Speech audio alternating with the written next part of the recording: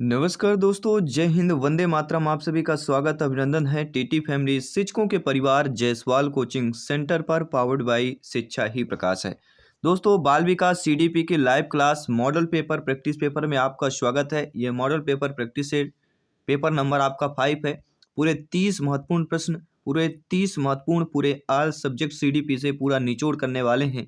30 संभावित प्रश्न करना है सीडीपी बाल विकास में। तो आने वाले जो 30 मॉडल पेपर प्रैक्टिस पेपर है बहुत इंपॉर्टेंट है। और आज का पहला के साथ साथ इसके जो 4th model paper practice paper complete हो चुके हैं, जिसका आई बटन पे यहाँ पे ऑलरेडी लिंक दे दिया गया है। तो देर न करते हुए चलिए इस प्रैक्टिस पेपर को शुरुआत करते हैं और आपका फीडबैक जान लेते हैं, आपका स्कोर जान लेते हैं। पहला प्रश्न आप लोगों के स्क्रीन पर है। प्रश्न पूछा जा रहा है कि अभिप्रेरणा का वर्गीकरण होता है, कम महत्वपूर्ण तथा अधिक महत्वपूर्ण होता है, स्वाभाविक और कृत्रिम होता है, जन्मजात तथा अर्जित होता है, या अभिप्रेरणा तथा प्रलोभन होता है। तो अभिप्रेरणा का जो वर्गीकरण होता है किस प्रकार से होता है, सभी जानते हैं जन्मजात तथा अर्जित होता है। कुछ जन्मजात अभिप्रेरणा होता है, कुछ अर्जित होते हैं। थर्ड वाला ऑप्शन यहाँ पे सही हो जाता है। अगला जो प्रश्न स्क्रीन पर दिया गया है कि सीखने की प्रक्रिया में सीखने का स्थानांतरण हो सकता है, नकारात्मक हो सकता है, सकारात्मक हो सकता है, शून्य हो सकता है, या ये सभी हो सकता है। देखिए, सीखने की स्थानांतरण प्रक्रिया में आप सभी लोग जानते हैं, प्रत्येक क्लास में हम डिटेल के साथ चर्चा करते हैं, बात करते हैं।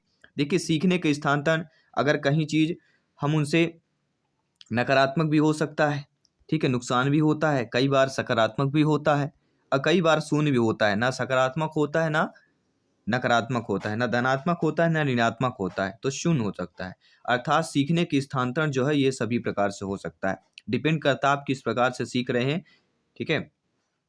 अगला प्रश्न स्क्रीन पर है कि इनमें से कौन सा मत जो है अंतरराष्ट्रीय या अंतर्दृष्टि द्वारा सीखने की व्याख्या करता है। सभी कमेंट कीजिएगा।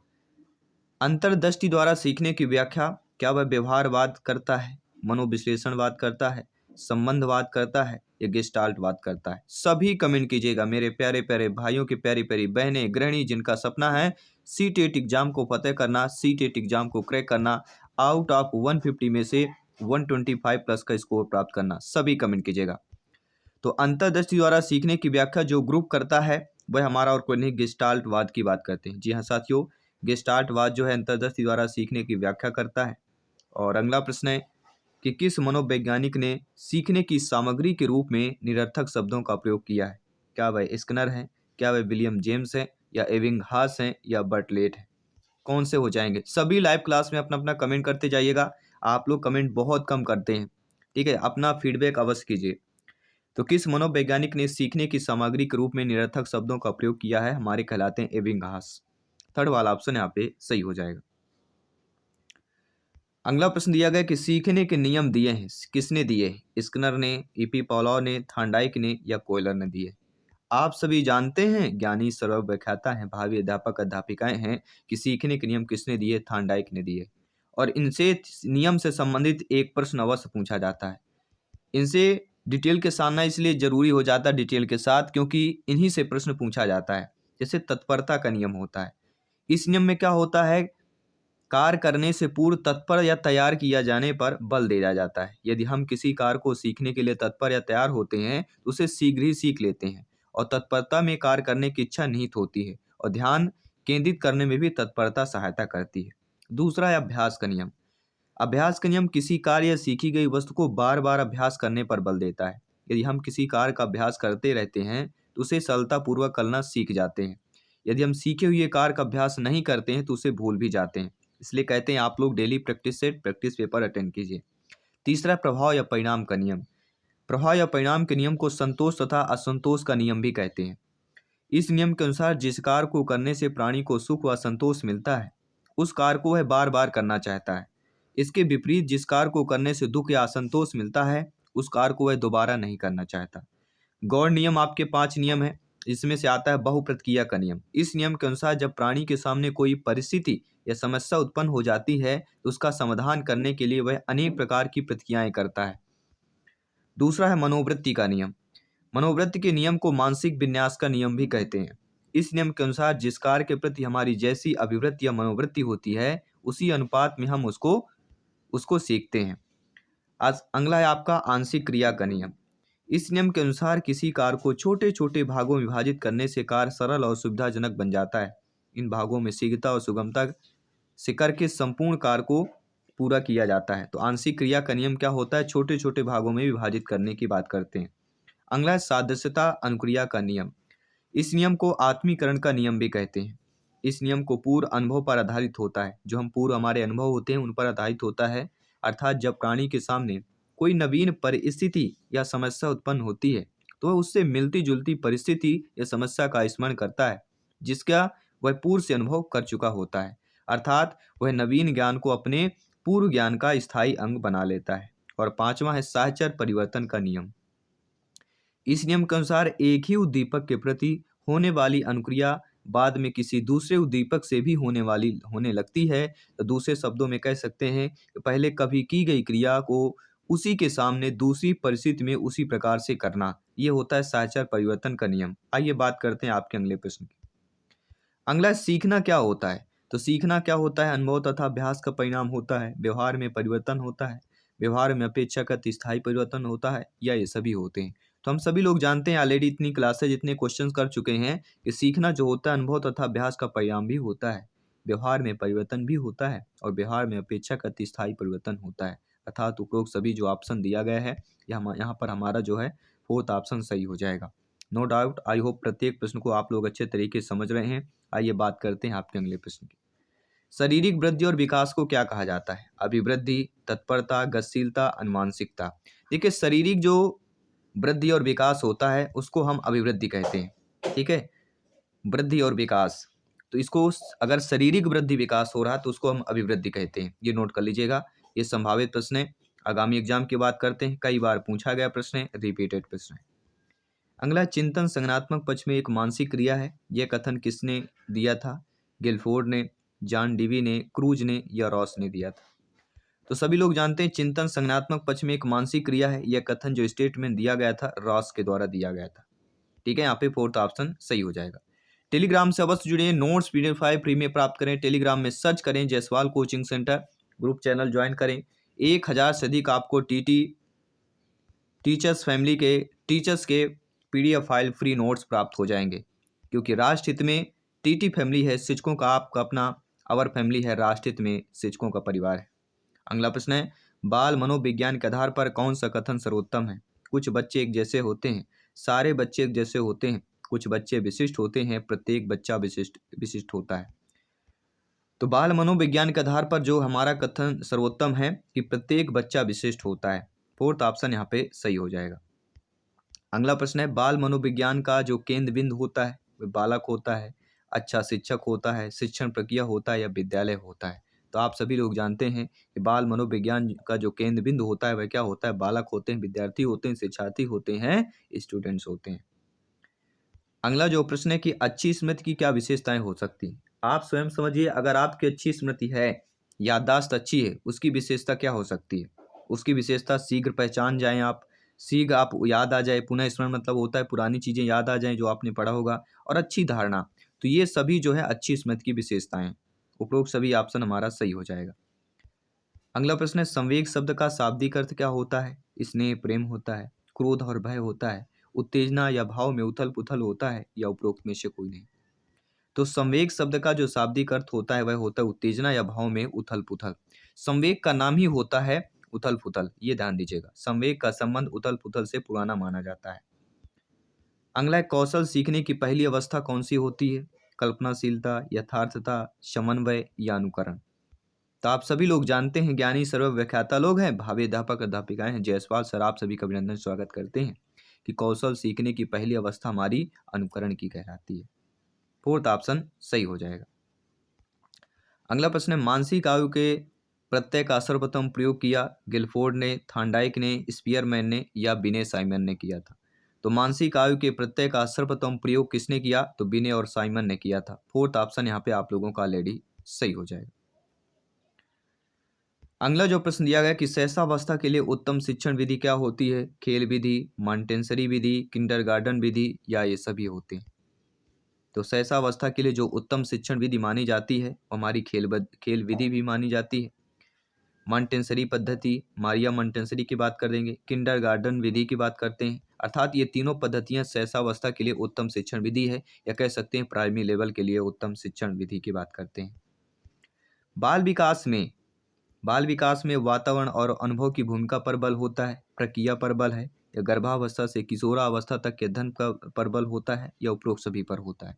देखिए बाल विकास में जो होता है गर्भावस्था से किशोरावस्था तक का अध्ययन हमारा बाल विकास की बात करते हैं। गर्भावस्था में शून्य से लेके किशोरावस्था मतलब 18 वर्ष तक की अवस्था, ये आपको नोट कर लेना। अगला प्रश्न स्क्रीन पर है। अगला प्रश्न है बाल विकास का अध्ययन क्षेत्र क्या कहलाता है? तो बाल विकास का अध्ययन क्षेत्र वातावरण का बाल विकास पर पड़ने वाला प्रभावों का अध्ययन, बाल विकास की विभिन्न अवस्थाओं का अध्ययन और व्यक्तित्व भिन्नताओं का अध्ययन, ये तीनों जो है बाल विकास अध्ययन के क्षेत्र कहलाते हैं। अर्थात उपरोक्त सभी वाला ऑप्शन सही हो जाएगा। नो डाउट, आई होप आप समझ गए होंगे। आइए बात करते हैं अगले प्रश्न की। सर्वाधिक उपयुक्त जीवित सर्वाइवल ऑफ द फिटेस्ट सिद्धांत है। तो सर्वाधिक उपयुक्त जीवित रहता है, क्या सिद्धांत क्या है? ये सर्वाइवल ऑफ द फिटेस्ट का सिद्धांत क्या है? हैरिसन का है, लेमार्क का है, डार्विन का है, या मैकडूगल का है? देखिए मूल प्रवृत्तियों का जिक्र होता है तो 14 मूल प्रवृत्तियां संवेग की बात करते हैं तो मैकडूगल का नाम आता है। लेकिन जब सर्वाधिक उपयुक्त जीवित के सिद्धांत सर्वाइवल ऑफ द फिटेस्ट सिद्धांत की बात की जाती है तो फिर आपके चार्ल्स डार्विन का नाम आता है। थर्ड वाला ऑप्शन यहाँ पे सही हो जाएगा। डार्विन की पुस्तक जो है on the origin of species को पढ़ने के बाद हर्बर्ट स्पेंसर ने सबसे पहले इस वाक्यांश का इस्तेमाल किया था। इस वाक्यांश का इस्तेमाल किसने किया? हर्बर्ट स्पेंसर ने किया था। और on the origin of species book किसकी है? आपके चार्ल्स डार्विन की है। ये भी आपको नोट कर लेना है। अगला प्रश्न देख लेते हैं। बिने साइमन परीक्षण किसके द्वारा मापन किया जाता है? विशिष्ट बुद्धि का, समान बुद्धि का, अभिवृद्धि का, या विषमता का? तो आप सभी लोग जानते हैं बिने साइमन जो परीक्षण है इसके परीक्षण द्वारा मापन किया जाता है विशिष्ट बुद्धि का। बिने साइमन बुद्धि परीक्षण के नाम से प्रख्यात है, विख्यात है। तो विशिष्ट बुद्धि परीक्षण की बात करते हैं। पहला ऑप्शन सही हो जाएगा। आप सभी जानते हैं 1916 में स्टैनफोर्ड यूनिवर्सिटी में बिने साइमन परीक्षण का अमेरिकी संस्करण टर्मन और मोरेल द्वारा विकसित किया गया था। इसे स्टैनफोर्ड बिने बुद्धि स्केल के रूप में जाना जाता है। इसका उपयोग समान बौद्धिक क्षमता का आकलन करने के लिए किया जाता है और यह समान मानसिक क्षमताओं को मापता है, विशिष्ट क्षमताओं को यह नहीं मापता। केवल क्या है? समान मानसिक क्षमताओं को यह मापता है। ये भी आप लोगों को नोट कर लेना है। अगला प्रश्न है संवेगात्मक विकास को प्रभावित करने वाले जो कारक होते हैं वह मानसिक योग्यता भी होती है, शारीरिक स्वास्थ्य भी होता है और थकान भी होता है। ये तीनों कारक जो आपके संवेगात्मक विकास को प्रभावित करते हैं। इसलिए उपरोक्त सभी ऑप्शन, फोर्थ वाला ऑप्शन हमारा सही हो जाएगा। अगला प्रश्न है सामाजिक प्रत्याशाओं के अनुरूप व्यवहार की योग्यता का अधिगम सामाजिक विकास कहा जाता है। ये कथन स्टेटमेंट किसका है? टीपी नन का है, हरलॉग का है, मैकडूगल का है, या रॉस का है? तो सामाजिक प्रत्याशाओं के अनुरूप व्यवहार की योग्यता का अधिगम सामाजिक विकास कहा जाता है। यह कथन आपके हरलाक महोदय का हो जाता है। नोट कर लीजिएगा। अगला प्रश्न स्क्रीन पर है। अगला प्रश्न है सीखने का सर्वाधिक उपयुक्त अर्थ क्या होता है? ज्ञानार्जन, कौशल अर्जन, व्यवहार में परिवर्जन, या व्यक्तित्व समायोजन की बात करते हैं। तो सीखने का सर्वाधिक उपयुक्त जो अर्थ होता है वह हमारा कहलाता है व्यवहार में परिवर्जन। थर्ड वाला ऑप्शन यहाँ पे सही हो जाएगा। अगला प्रश्न है वाणी दोष नहीं है।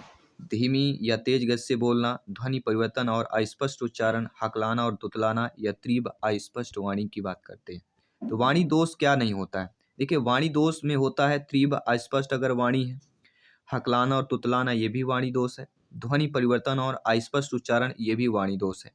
लेकिन कोई भी बच्चा, बालक, बालिका, व्यक्ति धीमी या तेज गति से बोलता है, यह वाणी दोष नहीं होता है। वाणी दोष क्या होता है? ध्वनि परिवर्तन और अस्पष्ट उच्चारण होगा तो वाणी दोष है।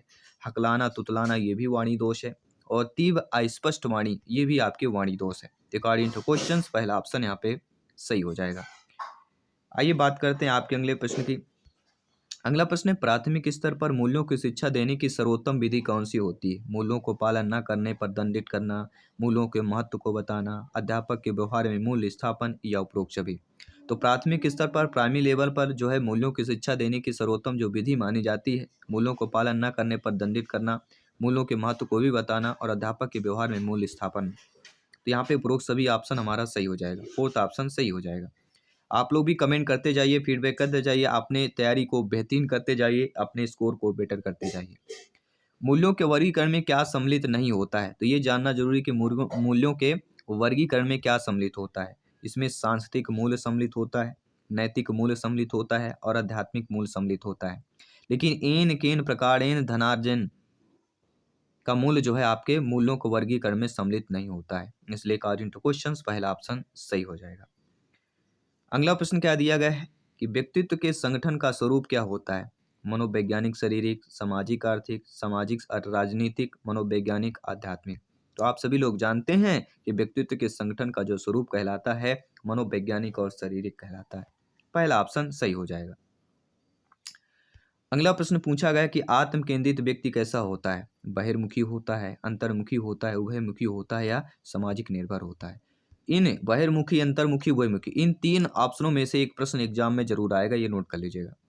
आता ही आता है, प्रत्येक ईयर में पूछा जाता है, प्रत्येक एग्जाम में पूछा जाता है। तो आत्म केंद्रित जो व्यक्ति होता है वही होता है अंतर्मुखी व्यक्ति का होता है। देखिए आत्म केंद्रित का अर्थ क्या होता है? जो अपने को सर्वोपरि महत्व दे, जो हर बात में अपने को ही केंद्र में रखे, वह कहलाता है आत्म केंद्रित। तो वह व्यक्ति क्या होता है? अंतर्मुखी प्रवृत्ति का होता है। ठीक है, अपने आप में घुटन महसूस करता है, अपने आप में सोचता रहेगा। ठीक है, और वही मानसिक प्रताड़ित भी होता है जो अंतर्मुखी व्यक्तित्व होता है। बहिर्मुखी व्यक्तित्व हमेशा मिलनसार ज्यादा होता है, बोलचाल ज्यादा होता है, वाचाल भी होता है। ठीक है, पारिवारिक भी होता है, आपके राजनैतिक भी होता है, सामाजिक भी होता है। वो होता है बाह्य प्रवृत्ति का लोग। अगला है अपने ऊर्जा बल लिबिडो को बाहर की ओर अभिव्यक्त करने वाला व्यक्ति का प्रकार होता है कलात्मक, ज्ञानात्मक, बहिर्मुखी या धार्मिक। तो हमने क्या कहा? अपने ऊर्जा बल को बाहर की ओर अभिव्यक्त करने वाला, अपने साथी मित्रों से अधिक वाचाल बोलने वाला, वह हमारा कहलाता बहिर्मुखी व्यक्तित्व। थर्ड वाला ऑप्शन सही हो जाएगा। अगला प्रश्न दिया गया कक्षा 4 का एक बच्चा सदैव चिंतित और कुंठित रहता है, तो आप क्या करेंगे? देखिए आप लोग भावी अध्यापक अध्यापिकाएं हैं, शिक्षक बंधु हैं, तो आप कक्षा 4 का आपकी कक्षा का एक बच्चा है जो सदैव चिंतित और कुंठित रहता है, तो आप शिक्षक के रूप में, टीचर्स के रूप में, अध्यापक अध्यापिका के रूप में स्वयं परामर्शदाता की भूमिका का निर्वाह करेंगे। और ये CTET में आया हुआ प्रश्न है, ये भी नोट कर लीजिएगा।